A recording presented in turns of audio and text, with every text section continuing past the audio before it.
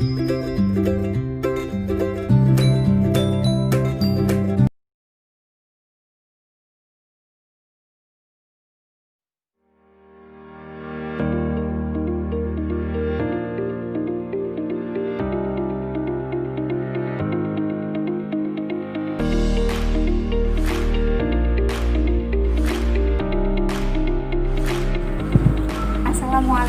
warahmatullahi wabarakatuh. Adik-adik, gimana semua kabarnya? Ibu harapkan semua dalam keadaan yang sehat walafiat dan tetap menjalankan protokol kesehatan. Bagaimana? Tadi sudah lihat kan video sebelumnya? Adik-adik, Ibu harap sudah mengidentifikasi video yang sudah Ibu tampilkan tadi dan bisa menyimpulkan apa yang penting dalam video tersebut. Oke, nah adik-adik, hari ini kita belajar tentang keseimbangan alam, salah satu bagian dari ekosistem. Nah, apa saja dan tujuan dari belajar itu serta manfaatnya apa? Kita simak sebagai berikut.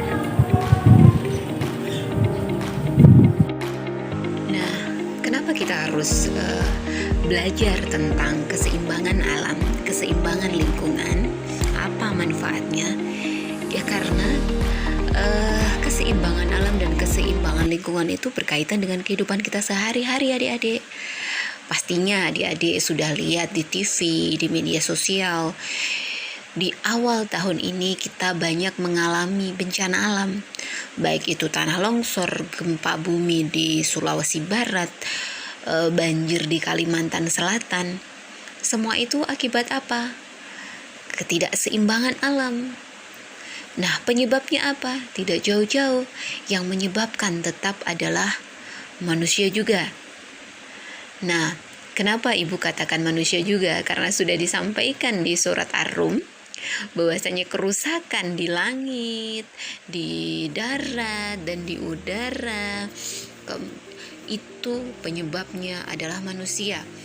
Artinya apa? Berarti kita tidak mensyukuri apa yang telah diberikan oleh Allah Subhanahu wa Ta'ala dengan tidak menjaganya. Kalau kita menjaganya dengan baik, apa yang sudah Allah berikan, tentunya akan ada yang namanya keseimbangan. Ketidakseimbangan alam adalah efek dari perbuatan manusia dengan membakar hutan.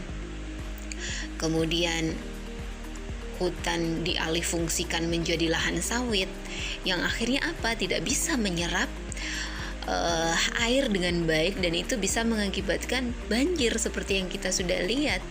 Banjir besar seperti yang terjadi di Kalimantan Selatan yang tidak pernah terjadi sebelumnya. Banjir bandang di Bogor disebabkan karena pembangunan villa yang semakin banyak. Kemudian banjir yang disebabkan oleh proses pembuangan sampah yang sembarangan. Hewan-hewan yang sudah berpindah berlarian ke pemukiman itu adalah salah satu akibat dari perbuatan manusia yang merambah hutan, adik-adik. Oleh karenanya, adik-adik sebagai generasi penerus bangsa wajib menyayangi lingkungan sekitar kita. Ya, dengan cara apa?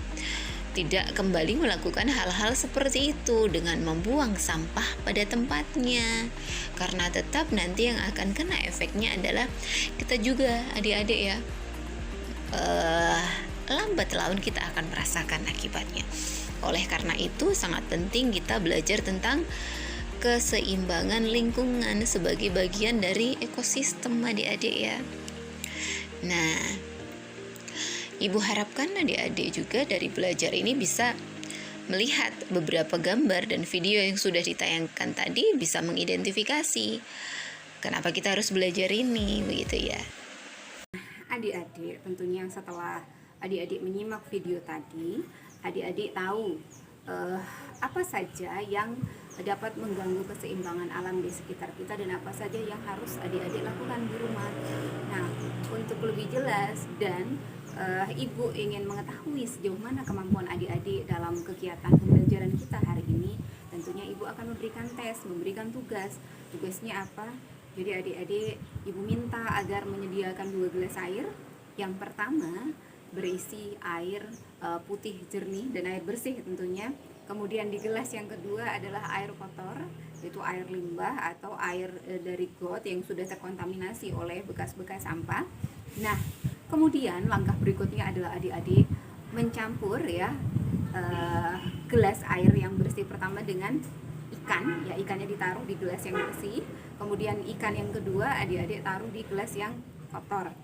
Langkah berikutnya adalah adik-adik sejam atau sampai 2 jam adik-adik lihat efek yang terjadi pada kedua ikan tersebut. Nah, hasilnya, hasil identifikasi, hasil pengamatan adik-adik dibuat dalam sebuah laporan. Kemudian nanti adik-adik kirim hasil laporan itu di Google Classroom. Nah, waktunya terakhir pengiriman adalah jam 6 sore. Itu untuk tugas yang pertama. Tugas yang kedua adalah apa kesimpulan yang adik-adik bisa simpulkan dari kegiatan pembelajaran kita hari ini terkait video yang sudah Ibu tampilkan tadi, dan apa yang harus adik-adik lakukan sebagai generasi penerus bangsa. Oke, terima kasih. Ibu sampaikan adik-adik sudah mau hari ini belajar bersama Ibu. Semoga adik-adik di rumah menjadi anak-anak yang soleh dan solihah, anak-anak yang berguna dan tetap semangat walaupun dalam kondisi pandemi seperti ini. Terima kasih. Wassalamualaikum warahmatullahi wabarakatuh.